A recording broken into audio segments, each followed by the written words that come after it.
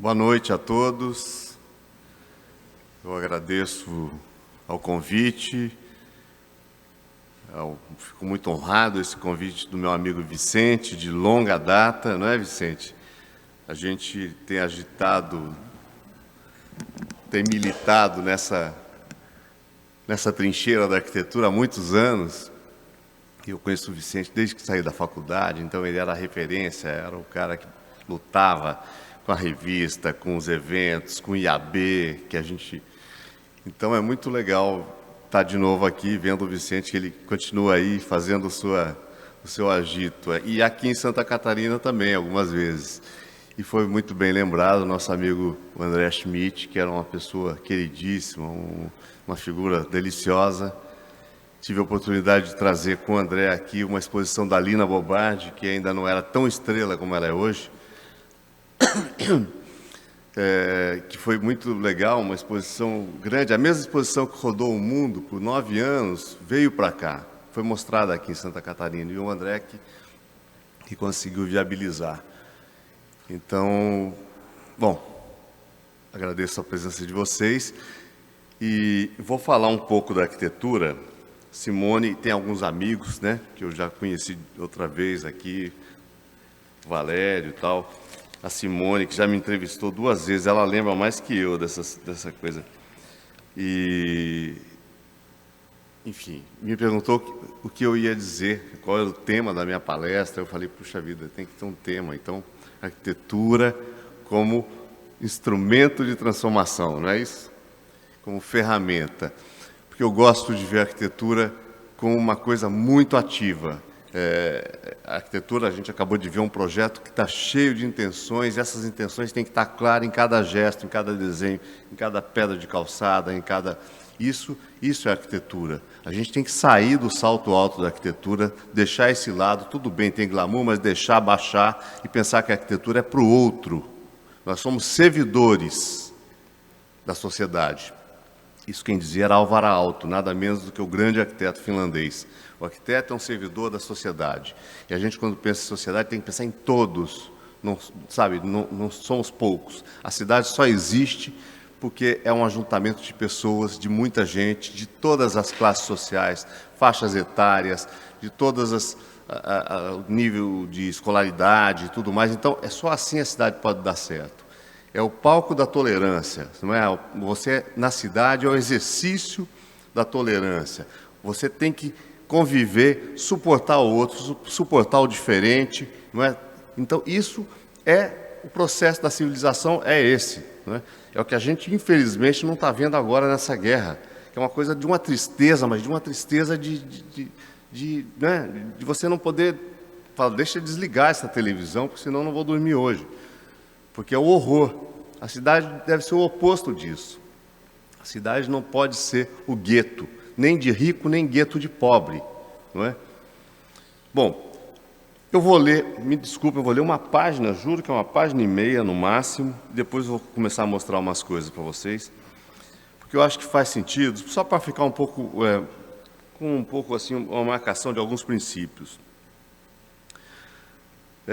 Que guiam a nossa prática, a minha, do Chico, meu sócio, Francisco, e dos meninos que passaram pelo escritório. Já temos um sócio novo, que é o Cícero, e, enfim, são 44 anos já, né? Nossa, são 40, ano que vem 45. Está durando muito. A gente acabou fazendo uma arquitetura que prima muito pelas intenções, não é? Que tem que estar em todos os projetos. Não é que ela tem que estar neste projeto ou naquele. Esse é público, dá para a gente fazer isso, aquele é privado, não dá para fazer. A gente tem que colocar essas intenções sempre em todos os projetos. Queremos espaços públicos, queremos conquistar espaços públicos. Esse é um problema grave do Brasil, um problema grave de todas as cidades, principalmente dos países mais pobres, né? Da América Latina, da África, nem se diga, dos países mais pobres do mundo. Não temos espaços públicos e precisamos de espaços públicos. A gente viu nesse projeto aqui agora o que é essa questão da generosidade. Quer dizer, o espaço público é como se fosse uma guerra de guerrilha que a gente faz o tempo todo, trincheira. Vamos fazer um projeto, vamos ver se a gente rouba um pouquinho de espaço ali público. para transformar ele num espaço público, não é? Porque senão a coisa não acontece. As cercas, infelizmente, a gente luta com as cercas e com os muros. Bom, eu vou ler para não ficar falando muito aqui. Entendemos que a arquitetura situa-se entre a obscura zona do fenômeno e a zona da organização e escolha deliberada dos conhecimentos. Andamos sempre nesse fio da navalha que nos faz sentir ora artistas, ora cientistas, sociais ou tecnólogos. A arquitetura, talvez mais que outras formas de comunicação, possui o poder de unir expressões intelectuais e intuitivas, objetivas e subjetivas, e de transformar nosso modo de viver. Com certeza, temos nossa ação pautada na criação, mas vigiada de perto, muito perto, pela responsabilidade civil e social. É na cidade o artefato maior da criação humana, juntamente com a língua, né, a gente podia dizer, que sentimos conforto ou desconforto, sofrimento ou prazer. É na cidade que nos expressamos para o outro, é onde vivenciamos o trato humano entre a segregação e a inclusão, a violência e a tolerância. A cidade é o palco maior do teatro da vida, é o espaço da convivência por excelência. Podemos até afirmar que os espaços projetados expressam ideologias, mais acolhedores ou segregadores, gentis ou hostis, socialmente falando. Uma calçada onde não se pode caminhar de tão pequena ou mal conservada expressa claramente uma opção pelo automóvel em detrimento do caminhante.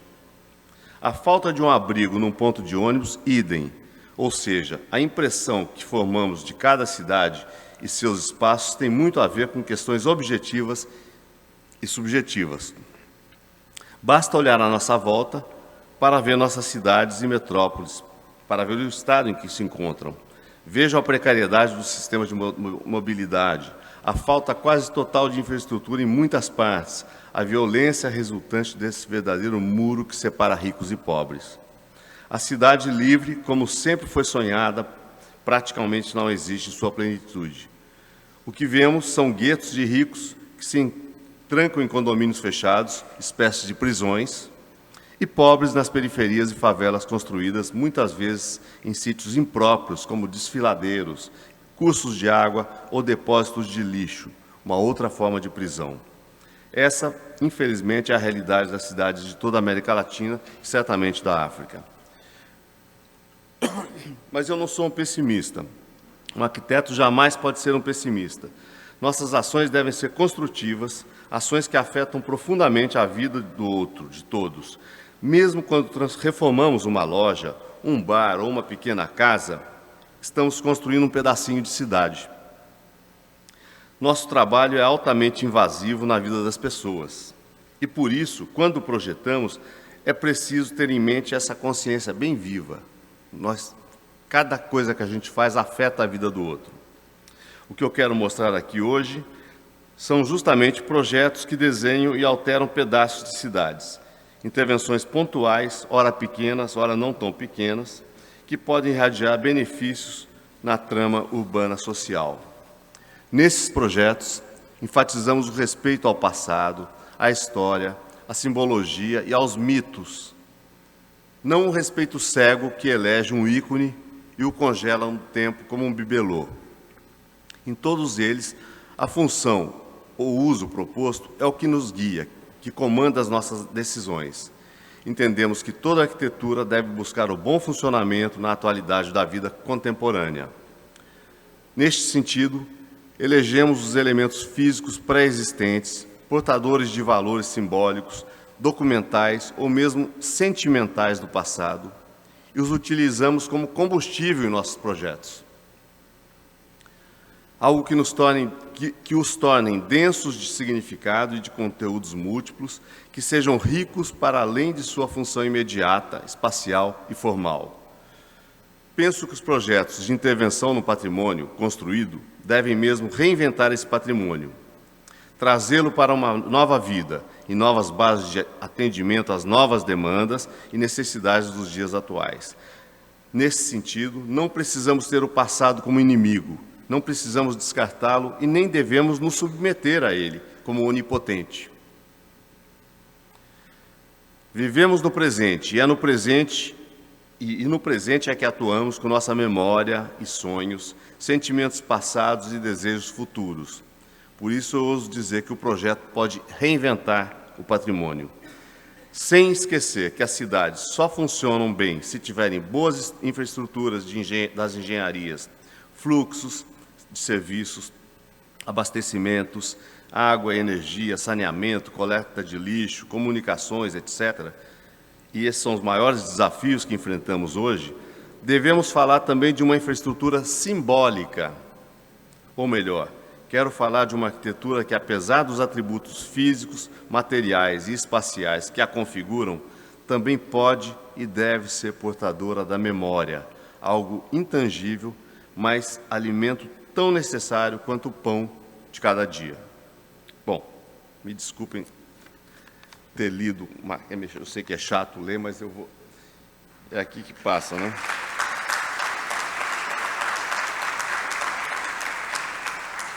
Bom, essa é a cidade que nós não queremos, não é? Essa é a cidade que nós não queremos. Essa é a cidade que nós queremos. Essa é a cidade que nós queremos. Tão claro isso, não é? A gente acabou de ver uma cidade linda aqui, sendo desenhada, sendo pensada. Então, eu acho que a nossa função é de militar na busca dessa cidade para todos. Como já estava escrito várias vezes, a cidade para todos, uma cidade boa, confortável. Essa é a nossa função, não é? Então, falando principalmente para os jovens, estudantes, futuros colegas, a gente tem que pensar que a arquitetura é um serviço muito mais do que esse glamour que muitas vezes parece ser e que muito arquiteto, né, veste e se veste dele.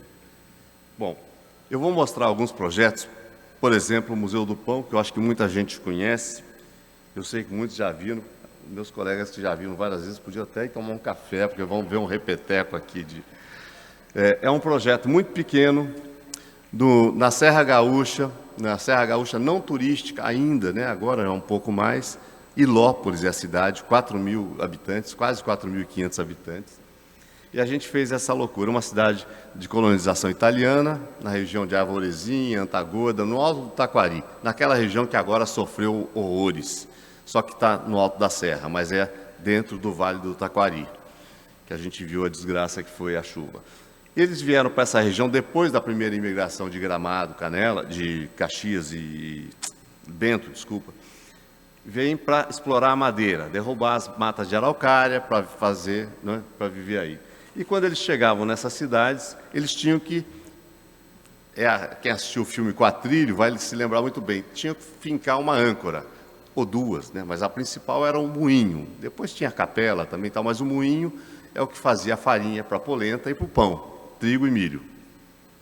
Então, povoaram essa região com muitos moinhos. Santa Catarina também tem muitos. Aliás, a gente tem um projeto, eu não vou mostrar hoje, infelizmente, eu queria mostrar só coisa construída, mas é em Salto Veloso. Para quem conhece, Salto Veloso, no interior do estado, tem aqui um conterrâneo de Salto Veloso que conhece o projeto. É uma cidade que tem um moinho, que a cidade nasceu em volta desse moinho. Um moinho desse tipo, de madeira para fazer farinha. Esse é o moinho Castamã. Vocês vão ver que os nomes são todos italianos. Mas o interior de um moinho é uma coisa fantástica, é fascinante, assim, como um filme do Herzog, que você entra e quando funciona tem esse maquinário todo. Esses moinhos, algum outro moinho da Lé, em Antagorda, funciona precariamente. Esse é uma coisa fantástica, porque já tinha aqui até a ideia da cidade, já tinha a rua dentro do prédio, passava aqui, tinha um fusquinha antigamente, tal. Esse, sempre do lado de uma cascata de água, né, moinho da Vicenzi, estruturas em geral de pedra e madeira. Esses moinhos foram proibidos de funcionar, de produzir farinha de trigo, em 1965. Com a ditadura militar, os militares entregam o monopólio do pão, o monopólio da farinha, para os grandes moinhos, Pacífico, Moinho Santista e tal, e os moinhos coloniais, chamados coloniais, que eram centenas entre Rio Grande do Sul e Santa Catarina, entram em decadência e só podiam fazer farinha de milho, então foram caindo, foram desaparecendo. E a gente, neste, que fica no centro da cidade de Ilópolis, um amigo me levou e falou, vamos recuperar esse moinho, vamos conseguir. E a gente começa a fazer um movimento, não um movimento mas um movimento assim. Fizemos um pequeno estudo para criar um Museu do Pão. Museu do Pão tido como pão como alimento, não pão que ali tinha uma tradição de fazer o pão esse, aquele, o pão como alimento. E com esses poucos desenhos no caderninho, a gente começou e conseguimos que a Nestlé doasse R$100 mil. Com esse dinheirinho da Nestlé, a gente conseguiu criar uma associação na cidade, comprar um moinho e 2 terreninhos do lado, e fizemos um projeto para o Museu do Pão, uma escola de padeiros e confeiteiros, e o projeto para o moinho, para restaurar o moinho. Conseguimos habilitar o projeto na Lei de Incentivos à Cultura, ajuda de um instituto italiano também, do Vêneto, porque aí é tudo Vêneto, como eu acho que no Brasil a maior parte da imigração italiana, desculpe, vem do Vêneto, né? E começamos a movimentar, desenvolvemos o projeto, começamos a fazer o Museu do Pão. Aí estão os 3, esse de baixo é o moinho velho, de 1910. Aqui está o conjunto construído, olha a cidade, o que é uma coisa mínima, a gente está do lado da igreja, que aliás está na torre da igreja. E assim foi feito, com pouco dinheiro, pouquíssimo dinheiro, um Museu do Pão, que conta qual é a história desse Museu do Pão. É a história da imigração italiana para aquele lugar. Essa é a originalidade. Não é? Porque cada cidade tem a sua história, não vai ter 2 cidades, uma do lado da outra, que tem história. Então, o processo de fazer essa arquitetura foi muito mais um processo de interação social forte, conflitos interessantes, conflitos bons, assim, que eles se achavam italianos, nós italiani, o outro é pelo duro, papapá. Eu dizia, não, vocês não são italianos, vocês são brasileiros. Ah, mas não sei o quê, mas não sei o quê. E numa das reuniões com o padre, falando com sotaque italiano, sem nunca ter ido para a Itália, o outro, o prefeito, eu dizia, vocês são brasileiros, isso é um fenômeno brasileiro. E vocês estão tomando bebida de índio aí, rodando o chimarrão. Né? Aí, quase que jogam assim a cuia longe.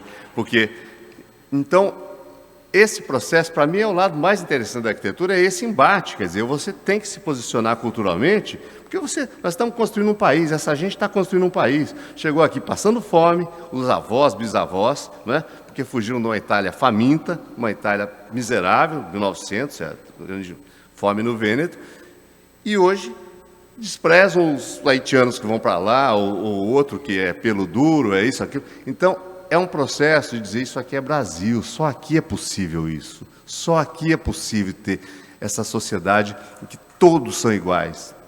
Eu sou mineiro, fui para São Paulo depois de 5 anos, eu posso dizer que eu sou paulista. Lá pode, em São Paulo pode, você vai para qualquer lugar. Né? Qualquer um que vai para São Paulo fala, sou paulistano e acabou. Então, isso é que é o bom desse país. E a gente está vendo guerra ainda de religião, guerra de povos, de tribos. A Europa ainda continua sendo tribo, dividido em muitas tribos.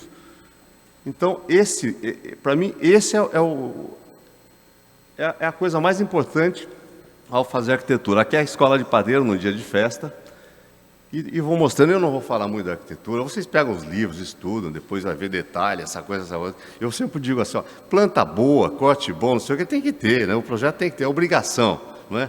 Estrutura, tal, econômica, mínima. Mas eu vou mostrar a situação do novo com o antigo, lá restaurado, fachada sul, com o pinho. Né? Todo o moinho é feito de pinho. Isso é uma coisa incrível, porque os italianos vieram com isso na cabeça, com esse engenho na cabeça, esse artefato. Aqui eles não trouxeram as plantas e como faz um moinho. Traz na cabeça. E aí, com o que tinham, que é a araucária, que não tinha na Itália. Né? A água, depois, se não era água, era movido a motor de diesel e tal. E vão construindo. Então, aqui está a nossa escola de padeiro, o moinho restaurado, onde era depósito de sacaria, fizemos uma bodega. Está aí a bodega, esse mobiliário que nós desenhamos com a Lina Bardi. Produzimos em Ilópolis, essas cadeiras de girafa, hoje são famosas também, né? E o moinho volta a funcionar como demonstração. Mas vocês veem que é tudo madeira, as rodas de madeira, os túneis de milho, de madeira. E aqui o museu. E as colunas do museu lembram um pouco as estruturas dos moinhos. É uma coluna que funciona realmente, um pilar de concreto, com um capitel de 4 pedaços de madeira que seguram uma rodela de aço lá, que está embutida na laje, uma laje muito fina, tal. Isso faz uma espécie de uma referência, um elogio às técnicas da madeira. O Álvaro Siza, quando viu isso, eu conheci muito o Siza, e quando ele estava fazendo o Museu Iberê, em Porto Alegre, eu estava fazendo isso aqui, 3 vezes a gente se encontrou em Porto Alegre. E quando eu mostrei para ele, ele falou assim, agora fazendo assim um pouco de propaganda, né? Mas me desculpem, mas tem que contar a história do Siza. Não gosto muito disso, mas ele falou assim, isso é o elogio da madeira, esse projeto. Eu falei, como elogio da madeira, Siza? Isso aqui é concreto e vidro. Tal. Não, elogio da madeira. É tudo madeira. O concreto é feito com madeira. Olha lá as marcas do pinho, lá os nós de pinho. Isso é tudo a madeira. E eu adorei ele ter batizado isso aqui, o elogio da madeira. E aí está o moinho feito, funcionando. Vou passar agora para outro projeto, que é um conjunto KKKK. Esse projeto, assim como o projeto do moinho, não tinha cliente. O moinho não teve cliente. A gente fez um projeto e foi atrás de fazer. Os clientes eram nós mesmos, um grupo principalmente um amigo, Manuel Tolguinha, que foi quem me levou para conhecer essa região. E esse projeto era uma antiga, não era uma fábrica, era um depósito, um entreposto está aqui o conjunto, na beira do rio Ribeira do Iguape, de produção agrícola dos japoneses. KKKK quer dizer Companhia Ultramarina de Desenvolvimento, em japonês. Kaigi, Kobashi, não sei o quê. Papapá. E eles vieram para cá, foi a primeira colônia em que eles vieram como proprietários, 1913, colônia de Iguape. Aqui, aquele sistema que o Brasil dava a terra para os colonos. E eles, então, construíram esse projeto, provavelmente um projeto de origem inglesa, esse conjuntinho de 4 galpõezinhos, os 4Ks, e uma coisa de beneficiar arroz. Então, era arroz, banana, chá, na beira do rio, e o vapor vinha de Santos e subia o rio Ribeira de Iguape até aqui. Era uma coisa incrível, porque era navegável. Aqui vocês estão vendo, é a curva do rio Ribeira de Iguape. Quem vai de carro daqui para São Paulo passa por uma ponte que está bem aqui do lado. Dá para ver da ponte esse conjunto, quando passa em Registro. E a cidade nasceu nesse canto, nesse cotovelo de rio. Registro é porque era o registro do ouro, quando tinha ouro em Eldorado, aí era o lugar era uma curva, então era o lugar de parar o pessoal para pagar imposto. Aqui uma foto dos imigrantes chegando, foto de 1913, primeiro grupo de japoneses. Aí o vapor que vinha de Santos. E aí, um pouco do interior, tem uma escada muito bonita que vocês estão vendo aqui, que é uma coisa muito japonesa. Ninguém me disse que essa escada não tem uma característica japonesa, apesar do projeto ser em inglês. Nós fizemos um estudo em 1996 e saímos com o estudo embaixo do braço, procurando um cliente. Quem quer fazer? Era da prefeitura isso. O prefeito não quis, o outro não quis, a secretária desse não quis, de cultura, não. O governador de São Paulo, falamos com aquele Fleury, que era o governador de São Paulo, ele falou, não tem voto no Rio, no Vale do Ribeira não tem voto, não interessa, tal. Falou, ouvi isso assim. E foi até que no governo Mário Covas, a gente conseguiu, tinha um prefeito que foi eleito aí, e era do partido do Covas, falou, não, o Covas vai querer. Ele olhou e falou, eu quero, Vale do Ribeira, eu vou medir meu governo pelo desenvolvimento do Vale do Ribeira. Quero fazer um centro de capacitação de professores. E aí começamos um projeto. Mas a gente queria fazer o centro, mas também não queria que fosse só para os professores, a gente queria que fosse para a cidade toda, que via essa coisa abandonada. Só uma curiosidade, isso foi feito pelos japoneses, e durante a guerra os japoneses pertenciam ao eixo, Alemanha e Itália, então eles perderam isso. Foi tomado dos japoneses, até que virou uma coisa pública. E estava nesse estado. Olha o rio como é bonito, que paisagem maravilhosa, né? E a gente fez um projeto um pouco... Esse era a capa do nosso caderninho, eu encontrei outro dia, por isso que eu botei aí. E era uma ideia assim, eu achei ingênuo, mas é uma coisa bonita, porque era uma foto velha, a gente pôs uma criançada e acendeu ali o colorido, que era a intenção mais profunda e mais sincera do projeto. A gente queria ser o lugar da brincadeira, o lugar das crianças, o lugar da vida. E conseguimos fazer. Virou coisa de professores, mas a gente deixou a metade, ou mais da metade, para a comunidade da cidade, sem que a secretária de Cultura de São Paulo soubesse. Ela não queria de jeito nenhum, não, queria botar cerca, tal, vai ser só para professor. A gente fez um museu da imigração japonesa naquele cantinho, um lugar de convivência e 2 galpões para professores. Isso durou, aí veio um outro secretário de cultura, que eu gosto de dar nome, né, o Gabriel Chalita, fechou o centro de capacitação de professores. Então vinha gente de Presidente Prudente, Presidente Epitácio, vinha passar uma semana aqui, tinha uma troca incrível de professores do Estado, isso acabou. A cidade estava movimentada, imagina, 200 professores por semana, vindo de outros lugares. A maioria mulheres, então desmanchou muito o casamento aí, teve casamento novo, foi incrível, movimentou as pensões, os hotéis, os bares. É impressionante, você pensar que você traz 200 pessoas por semana e vai trocando, isso agita a cidade de uma maneira, não é, Danilo? A gente pensando do ponto de vista do urbanismo.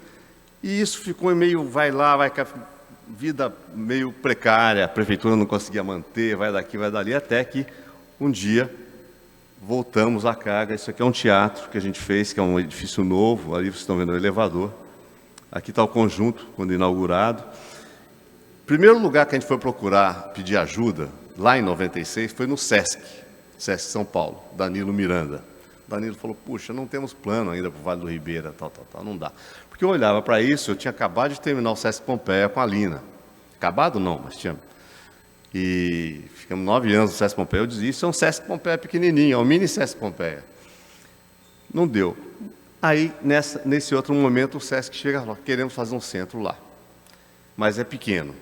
Aí o prefeito falou, não, eu dou um terreno lá longe da cidade, 20 mil metros quadrados, o SESC quase pegou, dizendo, não, pelo amor de Deus, pega isso, é super legal. Até que conseguiram. Pegaram isso, ganharam um terreno a mais próximo, do outro lado da praça, aqui é a exposição de inauguração, com arte nipo-brasileira. Isso é o interior daqueles galpões que vocês viram. Essa foto eu ponho para mostrar o rio quando ele faz a curva, ali está em construção ainda o conjunto à direita. À esquerda, o mercado, a Praça do Mercado. Que o rio sempre enche aqui esse pedaço. Hoje, isso é foto recente, de alguns, 10 anos atrás, mas cada 2, 3 anos o rio vem e enche a praça. Uma escultura da Tomi Otaki, que foi doada, um projeto, e a Uzi Minas, a Cozipa, construiu, 7 metros de altura. Mas eu falei o primeiro projeto, esse é o segundo. Antes de chegar no SESC, aí a gente fez um plano, sem o prefeito pedir, para um parque beira-rio. Aqui está a rodovia à esquerda, e ali, eu acho que eu tenho aqui aquele, está aqui. Ali está o conjunto KKKK, a gente queria fazer uma praia aqui, fazer um centro esportivo e tal. Enfim, o prefeito dizia, vocês estão loucos, estão botando muita lenha na fogueira e tal. Mas com esse projeto, com essa maquete, ele conseguiu um recurso do Ministério do Meio Ambiente e conseguiu tirar da beira do rio 400 pessoas que moravam aqui e transformar num parque beira-rio, que começou aqui na ponte e vai até ter 1 quilômetro. Então, essa gente que todo ano tinha água na canela, saiu, deu lugar para o parque, e a cidade começa a retomar a frente ribeirinha, de onde ela nasceu. A cidade nasceu aí, na beira do rio, deu as costas para o rio, foi embora. Processo comum em toda a cidade brasileira. Então, um projeto pontual começa a mudar completamente o urbanismo da cidade. Não que a gente não tenha que ter projetos grandes urbanísticos, mas uma ação, às vezes, pontual, se ela acerta, e a cidade foi retomando. As festas todas acontecem na beira-rio agora. Vocês estão vendo aqui, ó, KKKK, né? Uma praça grande que a gente conseguiu fazer aqui. Aqui vai estar o terreno onde vai estar a outra parte do SESC, que vai ser agora. Aqui aquela área que a gente desapropriou, que está sendo feito aqui o Museu da Imigração Japonesa, porque a gente teve que desalojá-los daqui, do museuzinho, então eles vão para lá. A gente doou aquele projeto para poder convencer, porque senão o SESC não aceitava. E aí a rodovia. Fizemos o parque, claro, isso é uma homenagem à Lina, uma exposição que a gente fez com a Lina no SESC Pompeia, tinha os paus mastros, um pouquinho só da praça. E agora aqui, a última etapa do projeto, esse projeto, né? A 4ª etapa, que é o SESC já funciona aqui esplendidamente, é uma coisa maravilhosa. SESC é sinônimo de qualidade, garantia, conservação, o teatro foi reformado, está impecável, a praça pública e a outra ala do SESC vai estar aqui, sem portas, sem cercas. É o primeiro Sesc sem portas e dividido em dois. Essa obra começa agora em janeiro, a obra da parte nova. E como tem esse é o prédio, a gente está fazendo em concreto pigmentado, da cor do tijolo, para as pessoas lerem, e uma passarela que liga o lado de lá com o lado de cá, porque o lado de lá ele é contido por uma espécie de polders para não ter inundação. Só que aqui não dava para fazer isso. Então, o que a gente fez foi uma outra vista, estão vendo o KKK, aqui o futuro Sesc, que complementa o programa, né, que é muito pequeno, lá são 3.500 metros de cada lado, vai ter mais ou menos 8.500 ao todo. E aqui tem um vão livre também, que ninguém encomendou, mas a gente fez esse vão livre, porque é uma cidade que chove muito, tem muito quente, meio clima de Joinville, assim, essa coisa, calor, e chove. Então a gente fez, ninguém pediu, custa, vocês vão dizer, custa, vão livre custa também, não é? Mas a gente podendo, aquela guerra de guerrilha que eu falei, colocar um pouquinho, a gente faz. Umas imagens nos renders aí do Sesc, e aqui eu quero mostrar mais uma coisa mais curiosa, que atualmente o rio é assim, ali está o conjunto novo do Sesc, a passarela que sai do primeiro piso, vem aqui, chega no polder e entra aqui. Essa passarela ela tem 3 metros de largura, porque ela é um pouco de uma varandinha para o rio também, mas ela também é para isso. O dia que inundar, que já acontece isso de vez em quando, enche tudo aqui, e o Sesc vai ficar salvo, inclusive a piscina, está tudo acima da cota de inundação, de 100 anos de inundação. E eles toparam fazer assim. Então a gente já tem um prédio que está sujeito a enchente, a prova de enchente. E hoje está funcionando, eu vou mostrar um pouquinho do funcionamento. É muito legal, muito bem cuidado. O teatro ele é dupla face. Abre para fora também. O palco, né?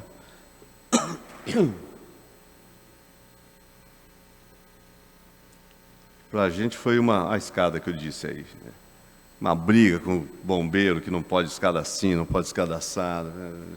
Você fala, mas isso é patrimônio histórico, isso é tombado pelo IPHAN, inclusive, né? IPHAN, Estado, município. Aqui agora Piracicaba. Não marquei o tempo, se eu estiver prolongando muito, eu paro antes, você me viu? Piracicaba é outra oportunidade. Eu estou mostrando uns projetos que são oportunidades, que passam pela frente aquela coisa, o cavalo que passou arriado, ou você pega ou ele passa. A gente fez um plano para esse engenho central no centro de Piracicaba, para um prefeito, um plano grande de uso, de ocupação, é uma fábrica da propriedade da prefeitura, enorme, enorme, antigo engenho de açúcar e álcool, século XIX e XX. E o plano ficou, mas ele não tinha dinheiro para fazer nada. Olhem, esse é o conjunto do engenho central, cercado por um parque maravilhoso. Aqui está o centro da cidade. Talvez uma das poucas cidades do Brasil que tem uma relação boa com as suas águas, porque, em geral, a gente tem a relação da cidade brasileira com a água é muito ruim, em geral, né? Aqui é justamente a queda, né, o salto de Piracicaba. Aquela cachoeira aqui. Tá aí, vocês estão vendo o salto, os galpões antigos. Eu mostro essa foto para ver os operários, mas esse galpão é o galpão que nós fizemos o projeto. Bom, ele é o que estava em pior estado. 10 anos depois desse plano, um outro prefeito falou, não, vamos começar a fazer alguma coisa. Vamos pegar o galpão que está mais detonado, o que dá para fazer? Eu falei, não, é um teatro, lá vai ser um teatro. Foi pensado no teatro, ele contratou o projeto para fazer o teatro. Estava nesse estado. É uma arquitetura fantástica, né? É uma mistura de tijolo e ferro. E tinha esse pé direito de 18 metros no vão central dele. E a gente fez esse projeto, executou. Foi mal executado, tenho que dizer, tinha uma construtora que faliu no meio, depois entrou outra, aquelas coisas que o arquiteto tem que aguentar também. Tem que engolir sapo e sofrer. Você olha lá, não é possível, já está feito, concretado, custou caro, você não consegue mandar quebrar e refazer, então não é só maravilha, né? Aliás, não é de maravilha, a gente soma muito mais fracasso do que sucesso. Eu estou mostrando algumas coisas com sucesso, mas o que tem de fracasso na carreira é muito mais, mas faz parte, né? E aí a gente fizemos um projeto dessa praça, que é maravilhosa, que já existe. Aqui é o Salão de Humor de Piracicaba, já acontece nesse galpão da frente. Famoso, tem mais de 30 anos o Salão de Humor. E o palco, como era muito comprido, não dava para fazer, o palco ficava curto, a gente fez um prolongamento do palco e fez ele abrindo para fora também. Então aqui está o conjunto recuperado, é um teatro de 600 lugares, que funciona super bem, apesar de eu ter dito que a obra não foi muito boa. Você entra por esse lado, por uma ruazinha, uma ruela, tem um saguão enorme, com esse pé direito, como uma catedral, né? E você entra, tem essas duas plateias, e o palco logo aqui. E o foco desse projeto foi assim, era uma antiga indústria, então todo o aspecto fabril, assim como o Sesc Pompeia, está muito presente no projeto, né? O projeto quis acentuar toda a traquitana de uma fábrica. Então você chega aí dentro, você sente que você estava dentro de uma antiga fábrica. O respeito, aquilo que eu digo, que às vezes está sutilmente colocado, ou está colocado subrepticiamente no projeto, ele é para ser sentido, para ser vivido aí.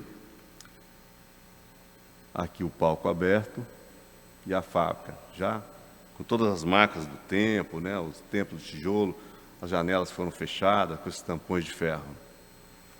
Aqui agora vamos para Recife, Cais do Sertão, Luiz Gonzaga, que era para chamar, era um museu em homenagem a Luiz Gonzaga. Isso foi uma encomenda do presidente Lula à época. Quero fazer um museu em homenagem a Luiz Gonzaga. Ele dizia assim, eu quero que seja melhor e maior do que o Museu da Língua Portuguesa, que na época estava...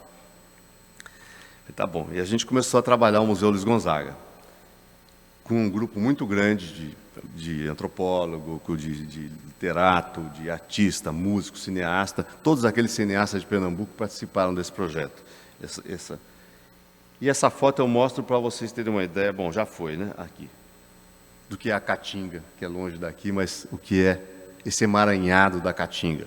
E o sertão é isso. Aqui está um juazeiro que foi transplantado do sertão para a beira da água. Isso é a ilha do Recife, para quem conhece, para quem não conhece, a cidade do Recife nasceu aqui. Aqui era a cidade holandesa, aqui é o marco zero da cidade, e aqui era o antigo porto dos anos 30, como toda cidade tem um porto dos anos 30, tal, não é o porto lá do século XIX, né, que a água chegava mais aqui atrás. Foi aterrado tal, e construíram aqueles galpões comuns a Santos, a quase toda a cidade, que não tem, no nosso ver, grande valor, mas o governo de Pernambuco, que é a prefeitura de Recife, decidiu que ia manter os galpões com outros usos. Hoje tem shopping, tem escritórios, tem várias coisas. Então a gente só podia, e a gente recebeu um terreno aqui e um galpão para fazer o museu aí. Aqui é o caminho para Olinda, né? Recife é uma das cidades mais lindas do Brasil, né? Indo para Olinda, Rio Capibaribe, que deságua aqui. Essa era a nossa área, essa área amarelinha aí. Aqui o Marco Zero. E aqui, Praça do Arsenal, uma praça muito antiga. E a gente fez logo que também não foi pedido. Tinha que fazer um museu, mas a gente se meteu e fez um projeto um pouco urbanístico. A gente falou, não, vamos fazer um museu aqui, vamos ligar na Praça do Arsenal, que está logo ali. Aqui tem a Torre Malakoff, patrimônio histórico, um observatório do final do século XIX, começo do XX, tirar os muros da Torre Malakoff, ligar e fazer uma grande praça, que passa o automóvel, mas vai passar com respeito, como lá no... Falar, olha, o pedestre, eu me lembro do Darcy Ribeiro, quando fez o Código de Trânsito, quando ele foi senador, a primeira coisa que ele fez era, não sei, lei do trânsito e tal, e começava assim, a rua pertence ao pedestre, que gentilmente e sob condições cede ao automóvel, né? Importante dizer isso. E a gente fez esse projeto, que não foi adiante, mas a gente espera que vá. A gente mostrou para a atual governadora há pouco tempo, ela se encantou, falou, não sabia que era aqui, não é possível. Tal. Isso são os renders do projeto. E o projeto é um rendado de Cobogó. Vocês devem saber, aqui está a ideia do projeto que ninguém encomendou, mas que a gente fez, né? Criar uma grande esplanada, uma praça e aproximar o pessoal da água. Em cima tem um restaurante. E é isso aqui. Bom, o vão livre, vou mostrar logo. E aqui funciona hoje um museu. Eu vou dizer para vocês que, se vocês quiserem conhecer, para quem não conhece, não vá, não devem ir agora, porque vai ser recuperado. O museu está com 70% do equipamento sem funcionar. Foi abandonado de um jeito, uma coisa, um fenômeno brasileiro. Falta de lâmpada no projetor, ar-condicionado que pifa, coisas desse tipo. E agora a gente teve com a governadora nova, ela vai recuperar, aliás, vai mesmo, porque já destinou recurso e agora vai... E vai botar para funcionar. É um museu muito interessante, tão interessante quanto o Museu da Língua Portuguesa, do ponto de vista do conteúdo. E aqui o prédio novo. Então é um prédio novo, a soma deles tem 8 mil metros quadrados. O vão livre, que também ninguém encomendou e custou caro, porque aqui tem, para segurar isso é um vão de 65 metros, esse vão livre, e tem fundações na areia, porque é aterro de mar. E ele, como eu estava cdizendo, é feito, a gente criou um cobogó, que é esse. O cobogó, que para quem não sabe, nasceu em Recife, significa Coimbra, Góis, Cobo e Beckman. Beckman e Góis. Eram 3 engenheiros de Recife que patentearam o cobogó, que é tão difundido no Brasil. Na verdade, é uma coisa que vem do norte da África, Portugal, vem da Península Ibérica para o Brasil.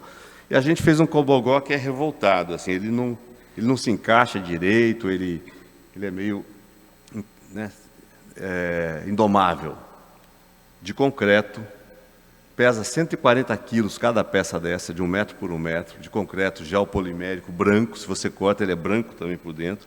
Foi uma loucura, porque num certo momento não queriam fazer, são 2.200 peças, e queriam que a gente desistisse, se desistisse disso, o prédio não teria, porque é um filtro de luz para a luz forte do Recife, justamente. É uma renda branca, que também tem a ver com as rendas do Nordeste, e um prédio feito de concreto amarelo da cor da pedra do Piauí, daquele calor, né, fustigante do sertão.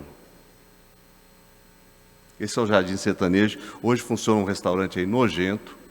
A gente está brigando. Provavelmente ela prometeu que vai tirar. Você destruiu o jardim, encheu de barraca aí e tal. E aí está o prédio.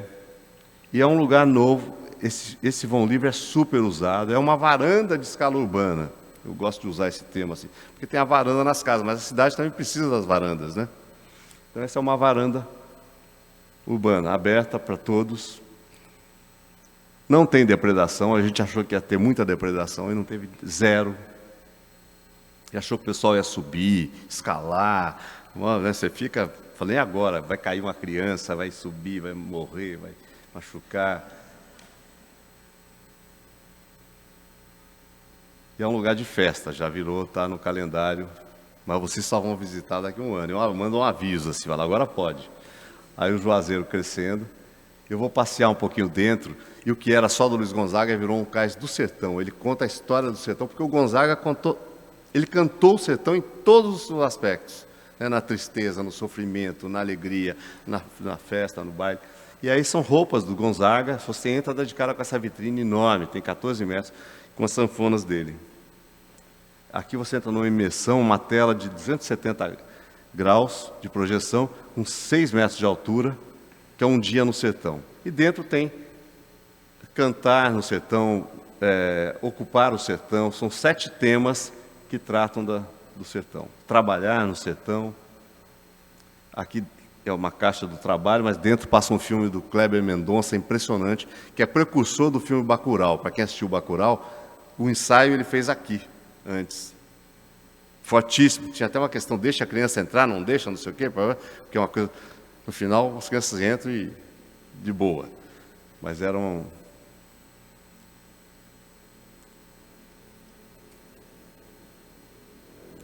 Essas são telas, velas, não estão funcionando. São telas que têm projeções que ficam movimentando.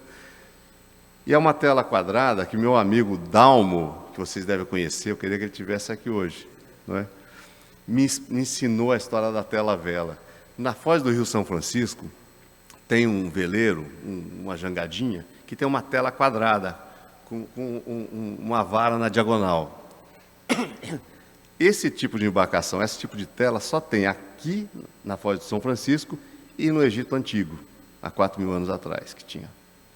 É uma coisa incrível. Ele me mostrou essas coisas. Então a gente chamou essa tela aqui eletrônica agora de tela vela. Preciso até contar isso para ele, que ele não sabe. São 8 ou 9 telas velas. Aqui são instalações, essas pessoas estão em escala real, Gilberto Gil, Otto, Naná Vasconcelos, Tom Zé. Você entra numa instalação, num túnel, você como se estivesse com as pessoas. Isso não está funcionando, mas é incrível. E aí eles vão cantando com você. Esse é o túnel do Capeta, que você atravessa, o túnel do Capeta, o Bosque dos Paus Santos.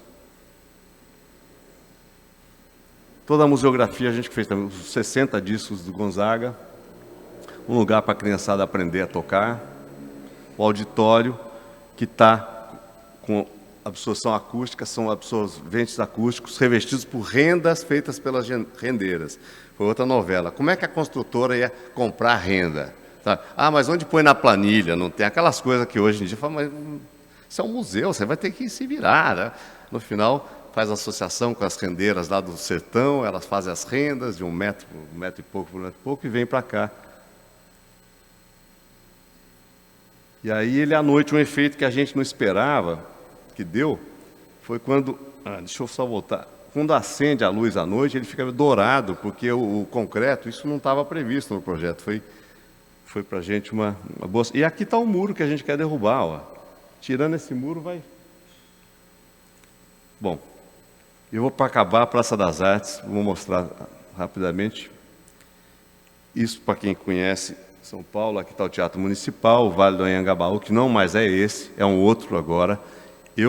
É muito polêmico, eu odiava esse projeto. Eu achava esse projeto errado, apesar de ser de um grande arquiteto, Jorge Raim, com a Rosa Clias, tal, uma grande paisagista, tal. Mas eu achava um projeto...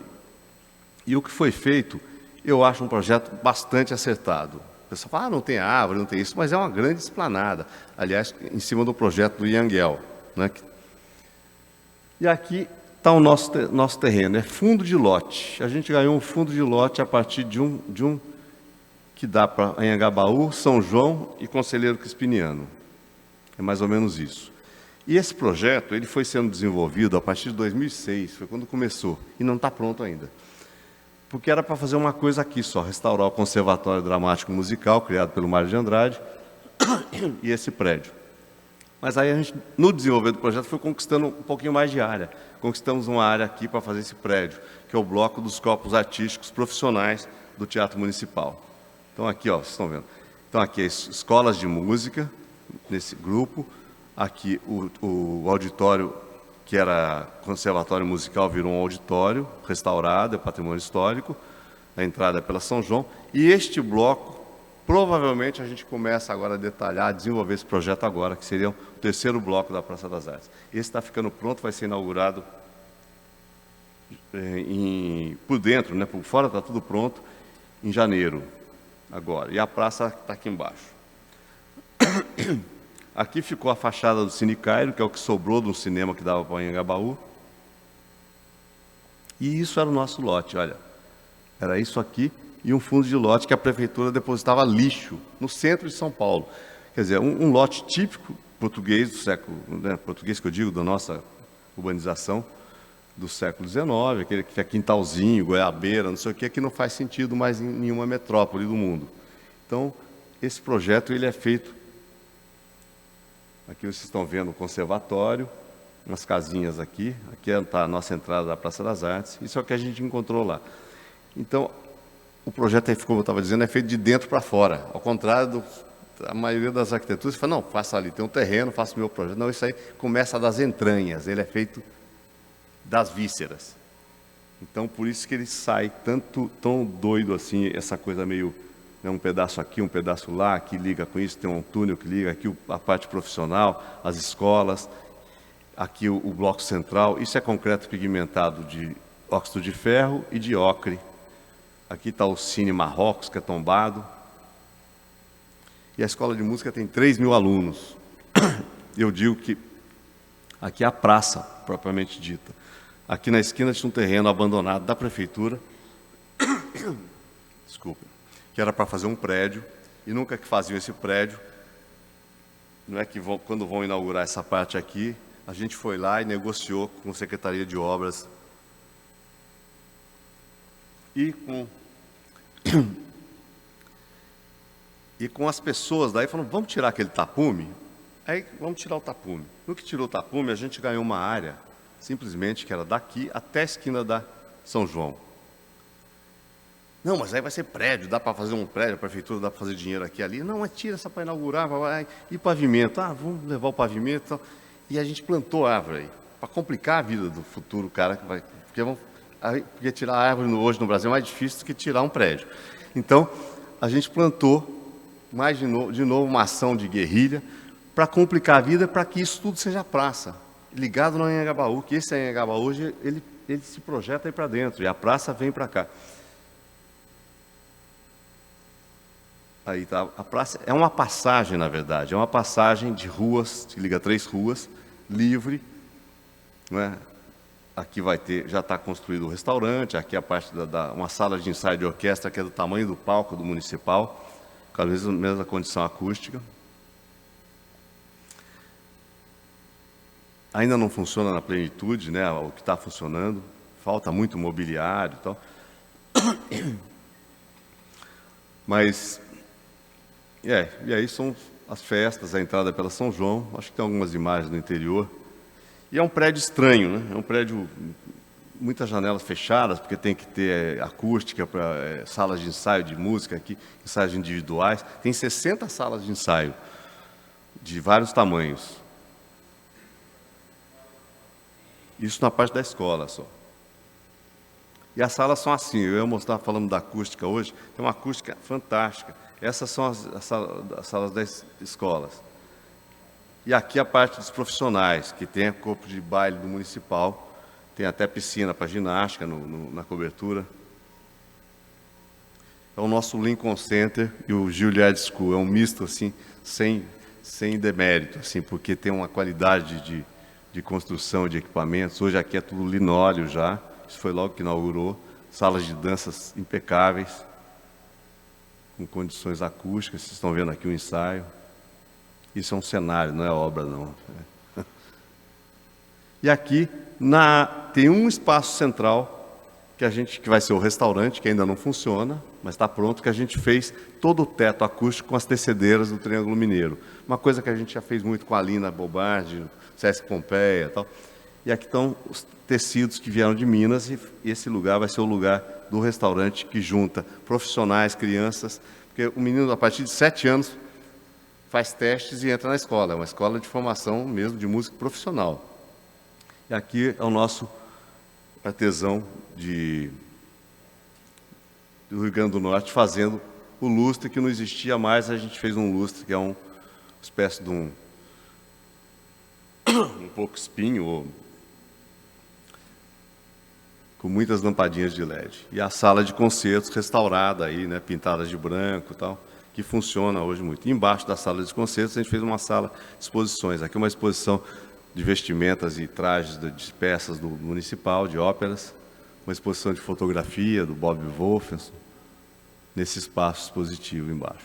Então aqui está o conservatório, aqui a parte de documentação, toda a documentação de partituras, coisas musicais ficam nesse prédio, aqui as escolas que vão para o outro lado, e a entrada.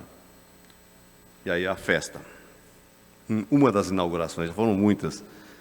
Bom, só rapidamente eu vou mostrar uma coisa que vocês conhecem aqui, só porque eu estou aqui em Florianópolis, não podia deixar de mostrar para vocês o casarão da Isabel Canã, minha amiga, arquiteta, trabalhou muitos anos no IFAM, uma mal entendida em argamassa e pintura, não é, de cal. E ela já estava restaurando esse casarão, chamou e a gente fez um projeto para restaurar, mais intervenções, que foi um projeto mais ou menos de saneamento. A gente foi limpando mais coisas e descobrindo o que acentuar, o que não acentuar. A pintura de vermelho, por exemplo, foi agora que foi feita. Uma casa incrível aqui na Lagoas. Essa casa era do proprietário da fazenda, que doou o terreno para a igreja. Para quem não sabe, é a mais antiga que a igreja. E ela tinha feito isso, que eu acho fantástico. Ela tinha tirado todas as paredes, deixado só as estruturas das paredes, que eram de taipa. Então virou um espaço único. É muito bonito esse espaço. Fez um banheiro novo, uma cozinha pequena. E a gente fez depois, na lateral, nesse telhadinho, um quarto, que era esse trecho aqui da casa, que era o lado de despejo. Enfim, o projeto ele é muito discreto, muitas intervenções novas, mas que conversam. E em frente à casa, a gente fez essa outra casa dela, que é a casa mesmo. Que no fundo, a gente acha que tem uma conversa entre as duas coisas. Não sei, pode ser que não. Mas a gente quis achar, talvez. É uma coisa meio portuguesa, né, essa arquitetura. É uma casinha pequena, que tem 4 cômodos só.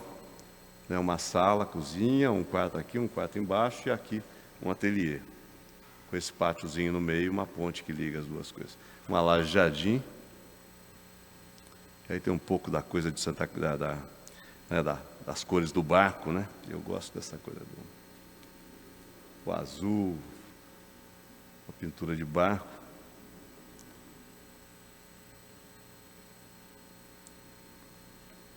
É a casa que a gente chamou de Casa da Lagoa. Mas é uma cliente excepcional também, porque é uma arquiteta ótima. Então a gente ia fazendo quase que em total sintonia. Esse é o muro de pedra. Aí tinha só um terreno com três planos, com muros de arrimo de pedra. A gente aproveitou os muros e encaixou a casa. E aqui do casarão e aqui é a relação das duas. Bom, é isso, pessoal. Desculpa aí, ó, prolongar. Obrigado.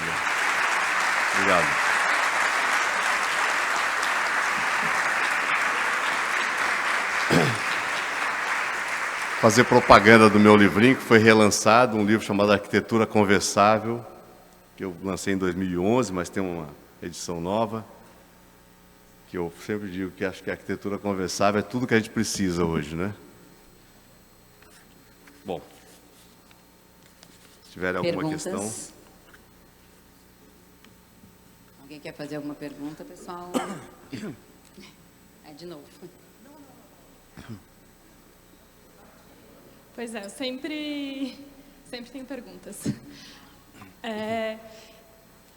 Eu acho que uma coisa que me marcou muito dessa palestra foi todas as vezes que você falou que ninguém pediu e você fez.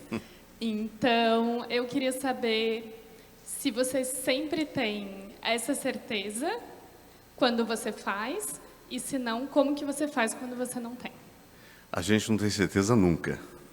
Para começar, é bom deixar assim, a gente não tem certeza. O projeto é um processo de ir apalpando coisas e sentindo e descobrindo no próprio projeto. O projeto, por isso que é difícil, não é nem arte totalmente, nem técnica totalmente. Ele tem esse campo movediço mesmo, né?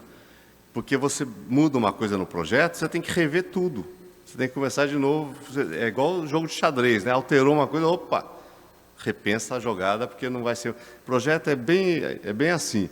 Então, a gente não tem certeza de nada. Mas, eu acho que aí, falando para os jovens arquitetos, a gente tem que ver coisas, o arquiteto ele tem que ser curioso e tem que ver coisas que não são explícitas. E revelar coisas que não são explícitas. Então, o cliente chega e fala, não, eu quero assim, 2 quartos com banheiro, ou isso, aquilo outro. E o que ele não pediu? E que também quer? Né? Eu cito já 200 vezes a frase do Gilberto Gil, numa música, que ele diz assim, o povo sabe o que quer, mas o povo também quer o que não sabe. E a gente é que tem que trilhar esse caminho, ver coisas que são muito assim, subterrâneas, né? Que não estão explícitas, mas que a gente com o projeto pode revelar. Então a gente, quando fala que a gente quer fazer, a gente vai procurar essas coisas. Esse negócio do moinho lá, você não imagina, o pessoal olhava no começo e esses caras são loucos, essa casa aí só tem rato e morcego e estão fazendo o quê nessa velharia, não sei o quê. Hoje o moinho é orgulho da cidade. Recebem ônibus da Argentina, do Uruguai, vem, não sei o quê. E o pessoal vai, e a cidade, de certa maneira, entrou no mapa por conta de um projeto. Não é sem modéstia nenhuma, assim, não é o projeto, não sei, mas esse movimento do moinho, do Museu do Pão. Então, são essas coisas que a gente tinha que ver e o cara, de repente, aquilo que é a vergonha para o cara vira um motivo de orgulho. E o projeto é capaz de... Né, o arquiteto deve trabalhar nessa, todos os profissionais, na verdade, né? Todo educador, principalmente. Mas a gente tem que fazer esse projeto. Então, é isso que eu digo, descer do salto alto e tentar palpar o terreno.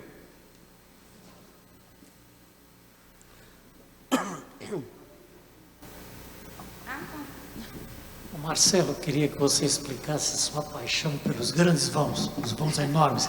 O que te apaixona? Todas as tuas intervenções têm esses vãos assim dignos de ponte. Olha, isso daí, você podia, essa pergunta sua não é tão para mim, é mais para os meus colegas de São Paulo, né, para os arquitetos chamados de arquitetura paulista. Eu estudei na FAO, fui formado nessa escola de Artigas, do Paulo Mendes, e com esses colegas, mas eu tenho a impressão que, eu sempre brinco que a FAO me formou e a Lina me deformou, né? Eu peguei um outro lado também, uma outra escola, que a Lina não era essa escola, apesar de ter feito o grande vão do MASP, o grande vão, mas ali precisava, tal. Então, a gente não tem o elogio da estrutura, como muitos colegas meus em São Paulo começam a arquitetura pela estrutura. A gente não começa a arquitetura pela estrutura. A estrutura é mais um componente do projeto, que é tão necessária quanto outros. Para a gente, o espaço é o mais importante e o uso é mais importante que o espaço. Então, tem Recife, porque ali valia a pena gastar dinheiro e fazer aquela coisa, varanda no frente do mar. Mas você pode ver que outras arquiteturas, como a casa daqui, elas são muito mais arquiteturas que podiam ser mais ligadas. A arquitetura do Alvará Alto, a arquitetura de Portugal, que a arquitetura de Portugal chama chã, porque ela é arquitetura chã, ela brota do chão. Então, os vãos vêm em alguns projetos, e outros não, eles são atarracados, são grudados no chão. Eu acho que a gente não tem preferência nem por material, nem por estrutura. Acho que cada projeto tem uma... O Museu das Missões, que a gente fez, não foi construído, ele é inteiro atarracado no chão. São vários prédios, lá em São Miguel das Missões, que a gente espera que seja feito um dia, mas ele é todo atarracado no chão. De repente tem uma ponte, claro, tem uma ponte que vence um lado para o outro, tal, mas não é assim o elogio da estrutura. Olá, boa noite. Aqui, Luísa, prazer. Então, eu acho que esse momento agora, que eu estou tentando falar com você em público, é um desabafo, uma sessão de terapia. E nem é tanto sobre arquitetura, mas como lidar com o setor público. Eu sou arquiteta urbanista, atuo nas duas áreas, majoritariamente no setor público. E mesmo quando a gente tem licitação em que é solicitado um tipo de projeto, a gente entrega o que o cliente quer, a gente enfia maneiras de atuar na área urbana também, né? Que às vezes o cliente não está solicitando. E mesmo considerando o orçamento, todas as questões que a gente tem quando tem um cliente de setor público, muita coisa ainda não passa na hora da execução, no sentido de que a construtora acaba polindo o projeto, né? Acho que uma coisa que já deve ter passado pela sua vida profissional. E aí eu fico pensando, meu Deus, se quando as pessoas fazem solicitações, às vezes elas não acabam ficando com o que elas solicitaram, né, a priori, imagina quando você está propondo um projeto em que ele não foi solicitado. E aí eu penso, a minha pergunta, que eu disse, né, uma sessão de terapia, como você faz isso? Que não é nem tanto sobre a arquitetura em si, mas esse processo de se relacionar com seres humanos que não solicitam coisas e a gente propõe e tudo mais. Como é que você consegue vender essa ideia da transformação em si? Tem que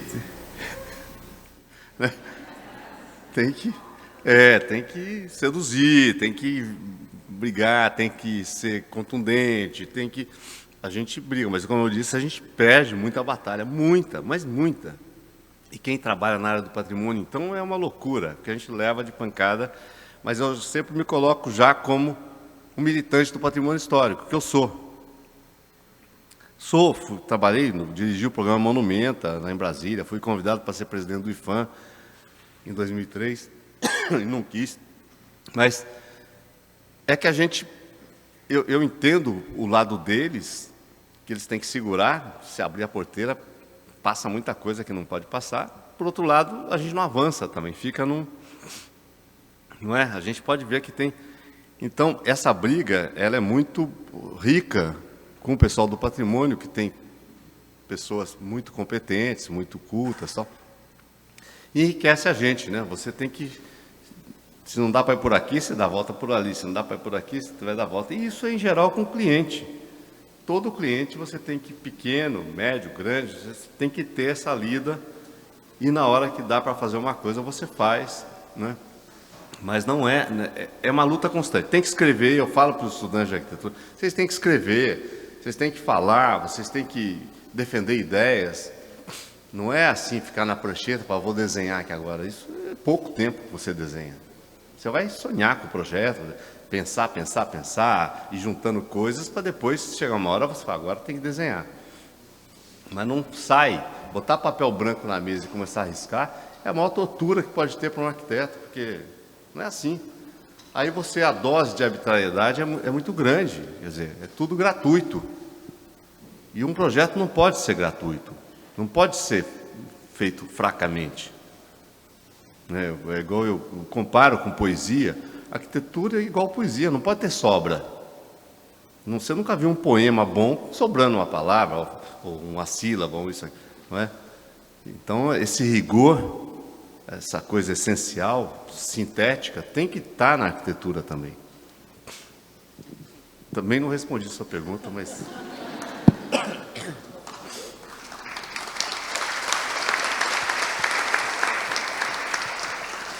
Então, aqui. Queria te comentar sobre aquele projeto do SESC, creio, ali em registro, é isso? Na verdade, um dos primeiros exemplos que eu vejo de arquitetura que parece ter sido motivado por vocês, que está se preocupando com adaptações à mudança do clima.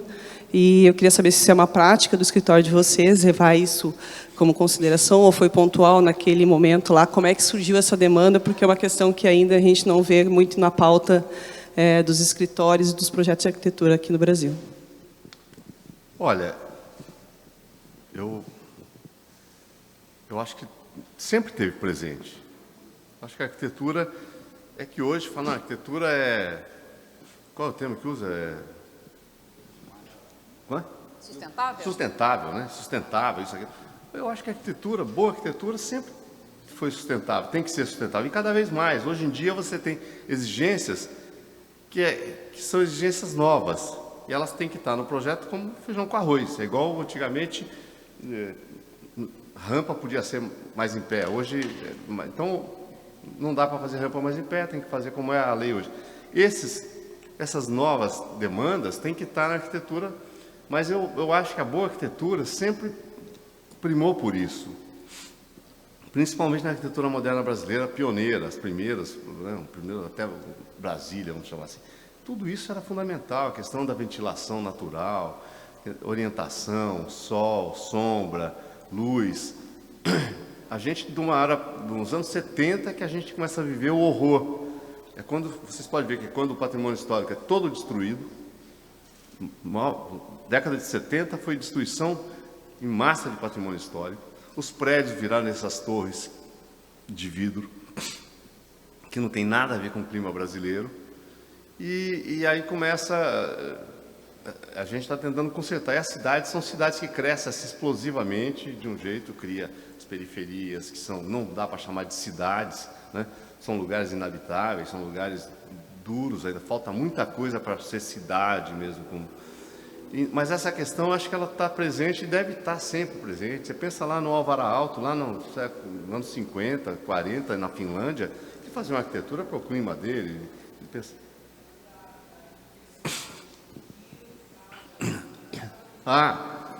Não, entendi. Quer dizer, é outra coisa que a gente não adianta lutar contra a natureza. Quer dizer, voltando para os anos 70, retificarmos rios, né?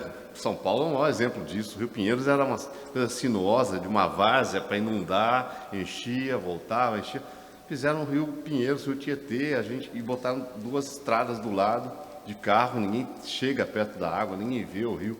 Então, isso é um mínimo que a gente tem que olhar agora e falar, olha, não vamos lutar contra a enchente lá. Falar, mas faz tempo que não tem enchente lá, mas pode ter um dia.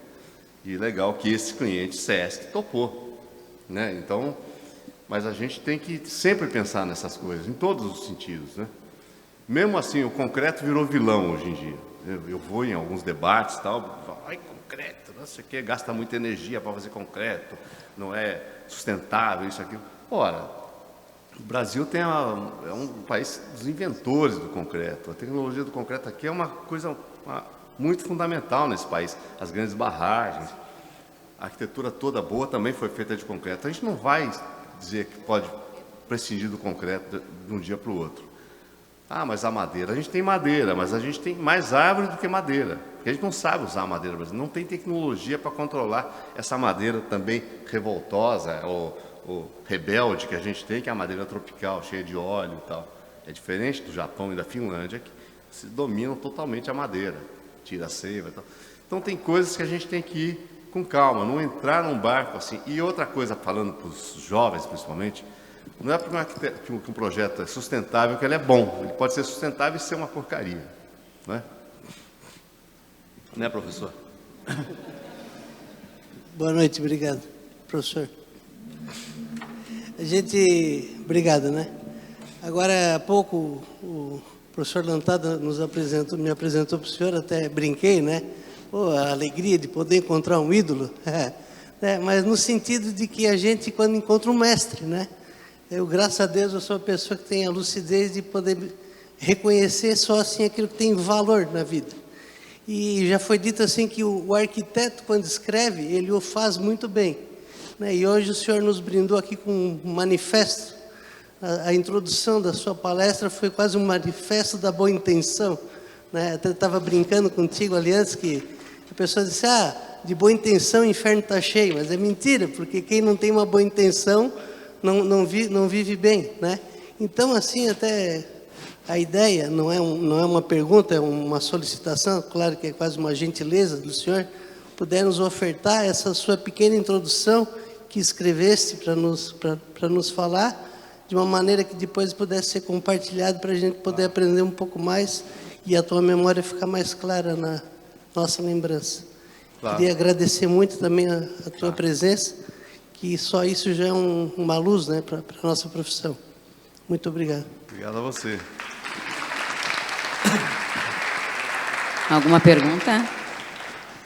Eu não enxergo, eu sou míope, gente, me ajudem. Alguém está pedindo microfone? Lá em cima.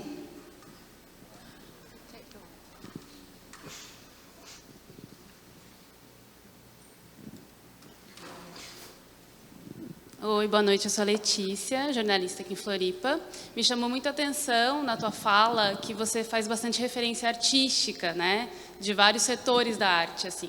E aí é mais uma curiosidade, eu queria saber se para você vem a arte primeiro ou vem a arquitetura primeiro, assim, como é que você faz essa relação? Não sei, não. As coisas vêm quando a gente está trabalhando, você começa a trabalhar um tema e vai.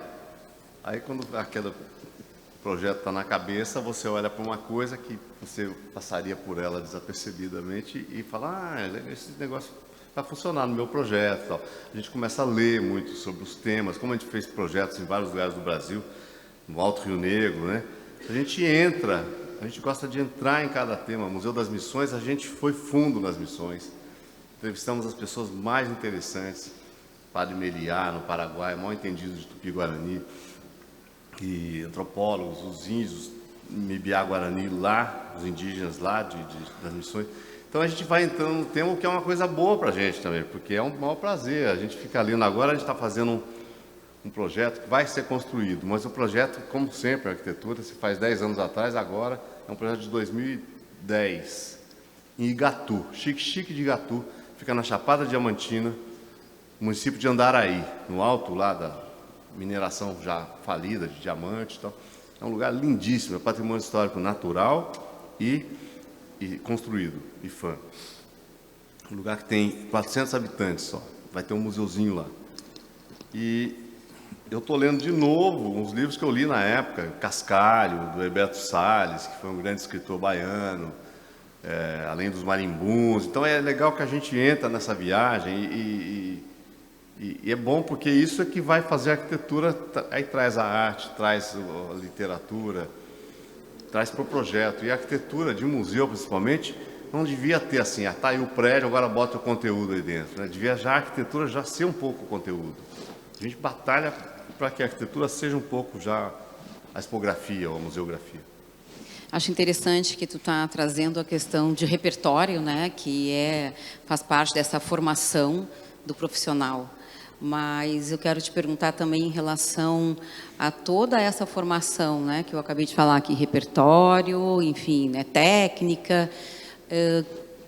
Mas toda a tua palestra, tu falou muito na questão do militar, né, militar. O que atitude ou o que precisa um arquiteto, além de tudo que ele aprende na faculdade, desse repertório bem multi que ele deve também adquirir na vida, mas o que falta a ele, ou o que tu diria a ele em relação à atitude? Eu acho que isso cada um tem a sua coisa, tem o seu mundo, tem a sua... Nasceu num lugar, tem uma família, tem uma formação, e olhar para dentro e achar que tem já coisa interessante é bom. Eu acho que isso é a primeira coisa, é você, sabe, porque senão você vai passar a vida inteira querendo ser alguma coisa que você não é.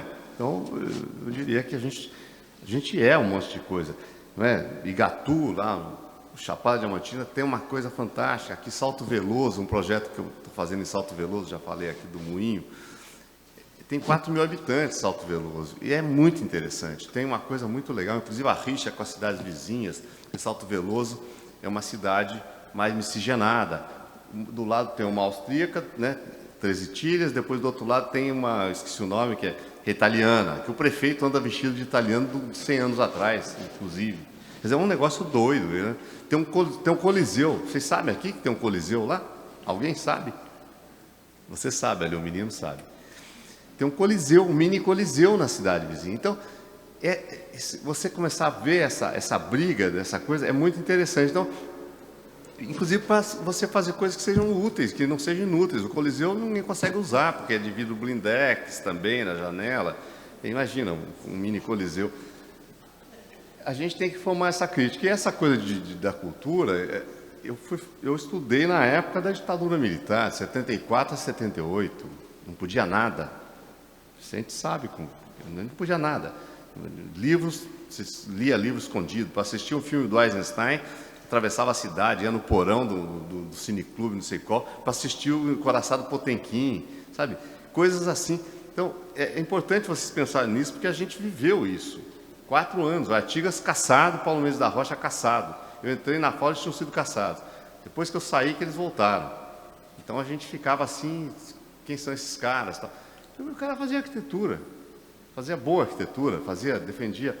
Então a gente, talvez por essa militância nesses anos da ditadura, tenha feito com que essa minha geração tivesse mais essa loucura de construir o país, né? A gente acreditava mesmo que a gente vamos fazer o Brasil, a gente quer ser brasileiro, a gente gosta de Gilberto Freire, Darcy Ribeiro, quem são os grandes intérpretes, pensadores do Brasil, não é?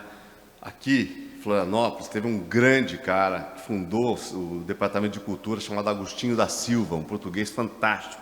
Chegou aqui, uma das primeiras secretarias de cultura foi feita em Florianópolis. Daqui ele foi para a Bahia, fez o Centro de Estudos Afro-Orientais, ajudou a criar a Universidade de Brasília, voltou para Portugal depois que o Salazar caiu lá. Ele veio para cá em 44. Ele é Judite Cortesão, uma figura fantástica que já andou por aqui bastante também.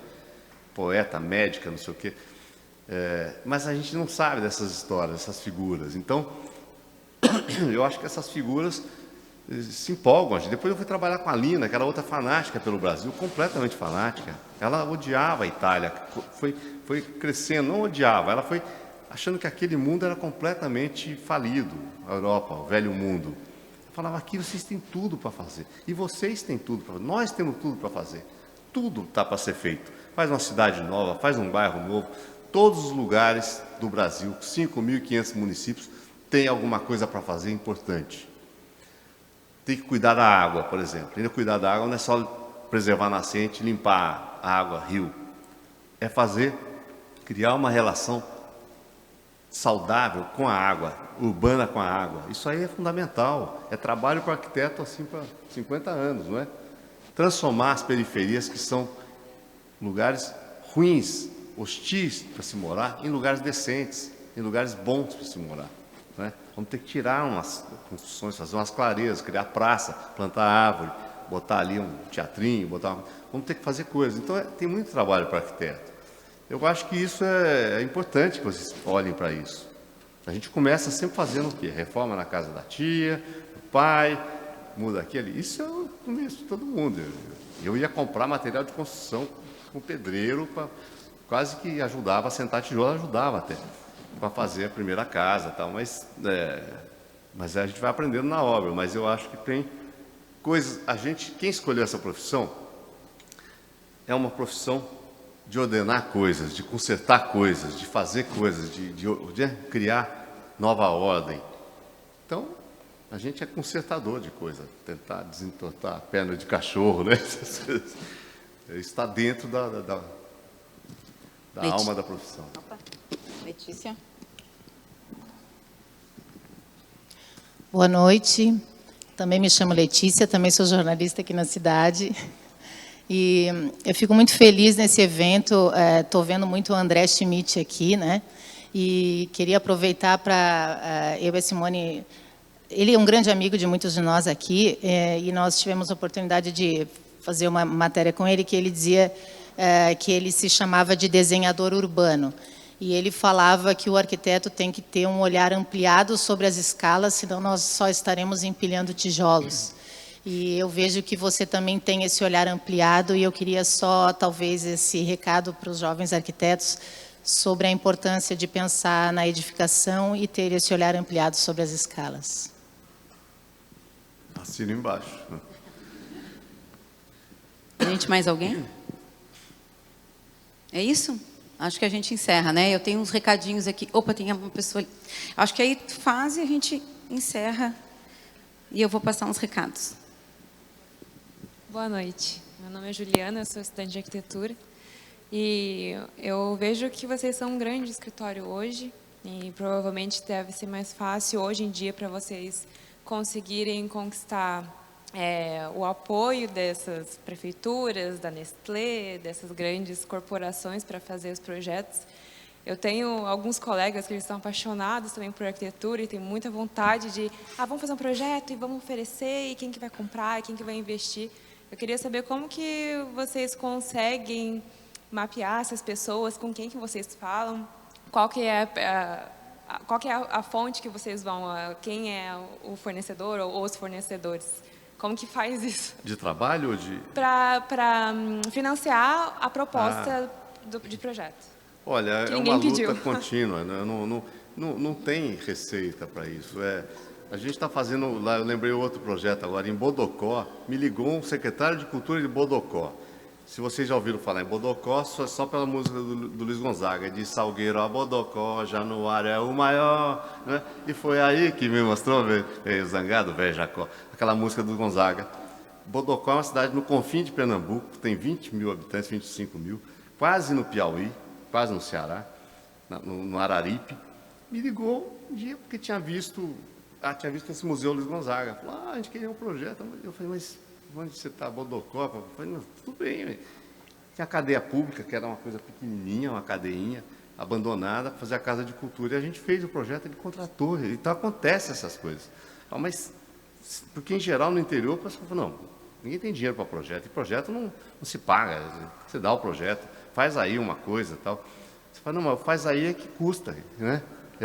Esse começo é o mais caro do projeto do arquiteto, é a primeira etapa para o estudo preliminar, que é o que você põe a ideia toda, depois você desenvolve. Mas não é que fizeram e vão fazer a obra lá em Bodocó, eu fico pensando, então acontece, é claro, porque tem projeto nosso que é conhecido, mas é uma peleja constante, é uma batalha constante, sabe, de convencer, aí você vai, ajuda a arranjar dinheiro para o projeto, para, às vezes, você receber também, né? Nem sempre acontece isso, mas às vezes você tem que ajudar a arranjar dinheiro para o cara te contratar. Então, é uma luta constante, é um trabalho, como eu disse, de político, no bom sentido da palavra, fazer política mesmo, ir junto, convencer. E tem os concursos, que a gente fica cansado. A gente, falando dos fracassos, a gente perde muito concurso. A gente já ganhou alguns. Fizemos um bairro em Berlim, restauramos um bairro inteiro em Berlim, que foi um projeto grande, né, no escritório em 96, 7, depois da queda do muro. Um projeto... Levamos os artistas, levamos a Milka de Castro, Ciron Franco e tal, para lá, e foi um projeto caro, e a gente fala, não, concurso a gente não faz mais, dá muito trabalho, custa caro. Aliás, é uma discussão outra com o CAL e a AB, porque o concurso, você bota às vezes 500 pessoas para trabalhar, uma pessoa ganha, e o resto do trabalho vai todo para o lixo. Sendo que, quantas cidades do Brasil precisa de um projeto que um profissional desse podia fazer? Então, o sistema de concurso é democrático, entre aspas, porque devia ser escalonado, concurso para projeto menor, médio, maior, não sei como, e não tem tanta gente trabalhando para, ao fim da história. Eu falo isso, vou arranjar um monte de inimigos já, talvez aqui, em todo lugar, mas eu já discuti isso no Rio Grande do Sul, o pessoal, não, é antidemocrático, não querer concurso, tem que ser democrático, mas é a realidade, né? O concurso é muito...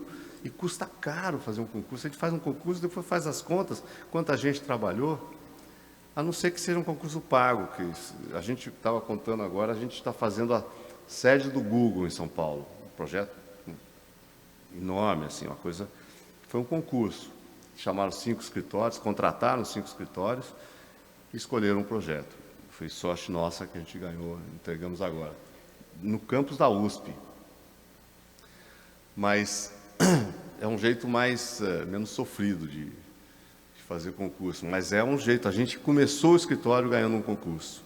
Éramos 5 pessoas, meio que morava junto, assim, saindo da faculdade, e ganhamos um concurso para fazer um paço municipal, numa cidade de Minas. Aí começou o escritório, eram 5, aquela coisa, sai da faculdade 5 e tal. Então o concurso é legal, é um momento muito legal de você pensar tudo que quer, mas tem esse lado duro de... Enfim, desculpa, estou falando muito. Obrigado.